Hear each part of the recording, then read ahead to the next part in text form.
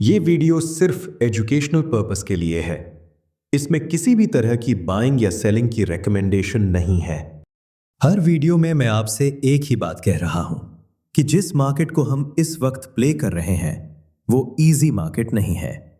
इसी वक्त बहुत से सेक्टर्स और स्टॉक्स ऐसे मौजूद हैं जो डाउनसाइड कंफर्मेशन के बाद 30 से 40% तक भी टूट सकते हैं। कुछ जगह शॉर्ट टर्म में करेक्टिव राइज मिल सकता है, लेकिन उसके बाद बड़े टाइम फ्रेम में वापस गिरावट देखने को भी मिल सकती है। और कुछ ही चार्ट्स ऐसे हैं जहां मुझे एक्चुअल इंपल्स फॉर्मेशन डेवलप होती नजर आ रही है। इसलिए इस मार्केट में रुपया बन सकता है, लेकिन सिर्फ तब जब हम डिसिप्लिन मेंटेन करेंगे, क्वांटिटी कंट्रोल में रखेंगे और इंपल्स के रूल्स को फॉलो करेंगे। तो सबसे पहले कुछ चार्ट्स देखते हैं ताकि आप मेरे थॉट प्रोसेस को समझ पाओ। सबसे पहले निफ्टी को देख लेते हैं। मैंने आपको क्लियर शब्दों में बताया था कि मार्केट में एक फॉल आना है और उसका ट्रिगर हमें 1 आवर की 200 EMA के नीचे मिलेगा। अगर आप चार्ट देखो तो लगभग 500 पॉइंट्स का फॉल आ चुका है। और ये फॉल इंपॉर्टेंट क्यों था? क्योंकि जो ऊपर की पूरी चाल बनी थी वो करेक्टिव नेचर की थी। बॉटम के आसपास भी मैंने यही बात कही थी कि मार्केट के सीधा नीचे चले जाने की पॉसिबिलिटी मुझे नहीं लग रही। स्ट्रक्चर कंप्लीट करने के लिए एक करेक्टिव राइज की जरूरत थी और उसके बाद नीचे आना भी स्ट्रक्चर का हिस्सा था। अभी मुझे निफ्टी में बहुत बड़ी गिरावट की पॉसिबिलिटी कम लग रही है। या तो मार्केट कुछ समय 200 EMA के आसपास कंसोलिडेट कर सकता है या फिर एक और लो बनाकर 26,000 के आसपास की तैयारी कर सकता है। अभी ये सिर्फ शुरुआती इंडिकेशंस हैं, इसलिए कंफर्मेशन का वेट करना जरूरी है। जैसे ही मुझे स्ट्रक्चर में कोई क्लियर कंफर्मेशन मिलेगी, मैं आपको लाइव मार्केट में अपडेट कर दूंगा। इसलिए अगर आप अभी तक मल्टीबैगर एज ग्रुप का हिस्सा नहीं बने हैं तो ज्वाइन कर सकते हैं। डिस्कॉर्ड का लिंक आपको डिस्क्रिप्शन में मिल जाएगा और ज्वाइनिंग प्रोसेस वेलकम पेज पर डिटेल में लिखी हुई है। लेकिन अगर चैलेंज सिर्फ निफ्टी तक सीमित होता तो शायद काम आसान होता। अगर स्मॉल कैप इंडेक्स को देखो तो इसे हमने VIP मेंबरशिप की सेक्टर एनालिसिस में डिस्कस किया था और हमने बात की थी कि अगर ये 61% के नीचे आता है तो बॉटम 81% के आसपास लग सकती है। ये वही कॉन्सेप्ट है जो मैंने फिबोनाची वाली वीडियो में भी एक्सप्लेन किया था। उसके बाद हमने देखा कि इंडेक्स के अंदर लगभग 25% की चाल भी बनी। लेकिन मेरे लिए इंपॉर्टेंट बात सिर्फ ये नहीं है कि मूव कितना बड़ा बना। इंपॉर्टेंट बात उसका स्ट्रक्चर है, क्योंकि बॉटम के आसपास से ही हम इसे करेक्टिव लेग मानकर चल रहे थे और अभी भी मुझे ये मूव करेक्टिव नेचर का ही लग रहा है। इसलिए यहां से ट्रेड लेने से पहले हमें एक प्रॉपर बाइंग सेटअप के बनने का वेट करना होगा, क्योंकि इस स्टेज पर रिस्क पहले के मुकाबले ज्यादा है। और जब भी डाउनसाइड की कंफर्मेशन मिलेगी, ये स्ट्रक्चर वापस से एक बड़ी गिरावट भी दिखा सकता है। एनर्जी सेक्टर को देखो। आज हर तरफ यही डिस्कशन चल रहा है कि अगला बड़ा सेक्टर एनर्जी हो सकता है। लेकिन जब इस सेक्टर में ऊपर की चाल बनने वाली थी तब इसकी कोई भी बात नहीं कर रहा था। और इस मूव को भी हम लोअर लेवल से डिस्कस कर रहे हैं, जिसमें लगभग 25% के आसपास का मूव आ चुका है। लेकिन यहां भी मेरे लिए इंपॉर्टेंट बात सिर्फ ये नहीं है कि मूव कितना बड़ा बना। मेरे लिए यहां सबसे इंपॉर्टेंट चीज उस मूव का स्ट्रक्चर है, क्योंकि अभी तक मुझे ये ऊपर की चाल करेक्टिव नेचर की ही लग रही है।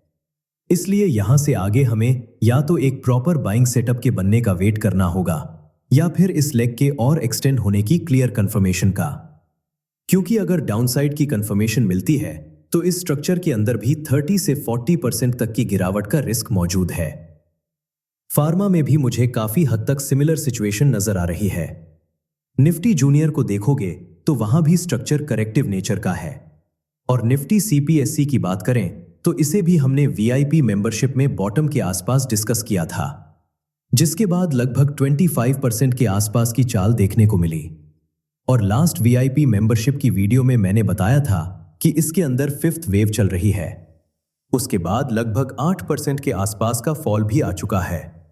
यानी यहां भी स्ट्रक्चर को समझना मूव को चेज करने से ज्यादा इंपॉर्टेंट है। तो ओवरऑल पिक्चर क्या निकल कर आती है? पिक्चर यह निकल कर आती है कि बहुत सारे सेक्टर्स अभी करेक्टिव नेचर में काम कर रहे हैं और चैलेंज सिर्फ सेक्टर्स तक सीमित नहीं है। सेक्टर्स के अंदर जो इंडिविजुअल स्टॉक्स हैं उनका स्ट्रक्चर भी काफी अलग अलग नजर आ रहा है।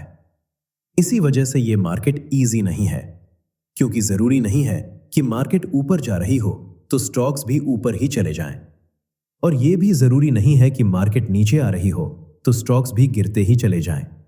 अभी बहुत कॉम्प्लेक्स पैटर्न्स डेवलप हो रहे हैं, इसलिए हमें सिर्फ उन्हीं स्टॉक्स पर फोकस करना होगा जहां क्लियर इंपल्स फॉर्मेशन डेवलप हो रही है या फिर जहां करेक्टिव राइज का सेटअप नजर आ रहा है। और आपने पिछली वीडियो में भी नोटिस किया होगा कि जिन स्टॉक्स के बारे में हमने बात की थी कि वहां करेक्टिव राइज आ सकती है या इंपल्स फॉर्मेशन डेवलप हो रही है, मार्केट की गिरावट के बावजूद वही स्टॉक्स रिलेटिव स्ट्रेंथ दिखा रहे थे। और मार्केट की गिरावट के बावजूद उन स्टॉक्स का रिलेटिव स्ट्रेंथ दिखाना कम से कम इतना जरूर बताता है कि हम गलत जगह फोकस नहीं कर रहे थे। लेकिन आगे बढ़ने से पहले मैं आपको रघुवेंद्र भाई के कुछ ट्रेड्स दिखाना चाहता हूं। सबसे पहले इन्होंने एमजीएल में ट्रेड लिया था। एंट्री लगभग 1009 के आसपास थी और लगभग 18% के करीब का मूव कैप्चर किया। इस ट्रेड में भी हमने वीडियो में डिस्कस किया था कि 200 EMA के नीचे आने पर एग्जिट प्लान किया जा सकता है। इसके साथ ही इन्होंने फ्यूजन फाइनेंस में भी ट्रेड लिया था, जहां इनकी बाइंग लगभग 160 रुपए के आसपास थी। इस स्टॉक में भी हमने वीडियो में डिस्कस किया था कि 100% के आसपास गिरावट आ सकती है। यहां भी इन्होंने लगभग 40% के आसपास का मूव कैप्चर किया। इसके अलावा अशोक लेलैंड में भी इनकी एंट्री थी, जहां लगभग 6% के आसपास का मूव कैप्चर हुआ। हमने डिस्कॉर्ड ग्रुप में डिस्कस किया था कि 61% लेवल के आसपास से फॉल आ सकता है। इसके बाद प्रॉफिट बुकिंग करके इन्होंने अशोक लेलैंड में दोबारा ट्रेड लिया और फिर से लगभग 7% के आसपास का मूव कैप्चर किया। ये नंबर्स दिखाने का पर्पस प्रॉफिट शोकेस करना नहीं है। रघुवेंद्र भाई के ट्रेड्स इसलिए इंपॉर्टेंट नहीं है क्योंकि इन्होंने प्रॉफिट कमाया। इंपॉर्टेंट इसलिए है क्योंकि ये वही कॉन्सेप्ट्स हैं जो हम वीडियोस और कोर्स में डिस्कस करते आए हैं। और जब कोई मेंबर उन कॉन्सेप्ट्स को एक्चुअल मार्केट में अप्लाई करके बार बार अपॉर्चुनिटीज आइडेंटिफाई करता है, तब हमें पता चलता है कि हम सिर्फ थ्योरी नहीं पढ़ रहे, बल्कि उन्हें प्रैक्टिकल मार्केट में इंप्लीमेंट भी कर सकते हैं। मेरे हिसाब से यहां परसेंटेज से भी ज्यादा इंपॉर्टेंट एक और चीज है, वो ये कि लगातार अपॉर्चुनिटीज आइडेंटिफाई करना, रूल्स को फॉलो करना और जो कॉन्सेप्ट्स हम सीखते हैं उन्हें एक्चुअल मार्केट में अप्लाई करना। क्योंकि एक ट्रेड में प्रॉफिट कमा लेना अलग बात है, लेकिन बार बार डिसिप्लिन के साथ सेटअप्स आइडेंटिफाई करना और एग्जीक्यूशन करना एक अलग स्किल है। और मेरे हिसाब से रघुवेंद्र भाई की जर्नी इसी बात का एग्जाम्पल है। रघुवेंद्र भाई, अगर आप अपना एक्सपीरियंस कमेंट्स में शेयर करोगे कि आप स्टॉक्स को कैसे आइडेंटिफाई करते हो, ट्रेड्स लेते वक्त आपका थॉट प्रोसेस क्या होता है और कोर्स के कॉन्सेप्ट्स को प्रैक्टिकल मार्केट में कैसे अप्लाई कर रहे हो, तो उससे बाकी मेंबर्स को भी काफी हेल्प मिल सकती है। क्योंकि कई बार लर्निंग सिर्फ चार्ट से नहीं बल्कि दूसरे मेंबर्स के एक्सपीरियंस से भी मिलती है। और यही वजह है कि इस मार्केट में सिर्फ डायरेक्शन सही होना काफी नहीं है, एग्जीक्यूशन और स्टॉक सिलेक्शन दोनों इक्वली इंपॉर्टेंट हो गए हैं। लेकिन मेरे हिसाब से इस वक्त सबसे इंपॉर्टेंट सवाल ये नहीं है कि मार्केट ऊपर जाएगी या नीचे। सबसे इंपॉर्टेंट सवाल यह है कि कैपिटल को किस स्टॉक में लगाया जाए और किस स्टॉक से दूर रहा जाए। क्योंकि गलत स्टॉक सिलेक्ट करने पर कैपिटल महीनों तक फंस सकता है, जबकि सही स्ट्रक्चर आइडेंटिफाई करने पर इसी मार्केट के अंदर अपॉर्चुनिटीज भी मिल सकती हैं।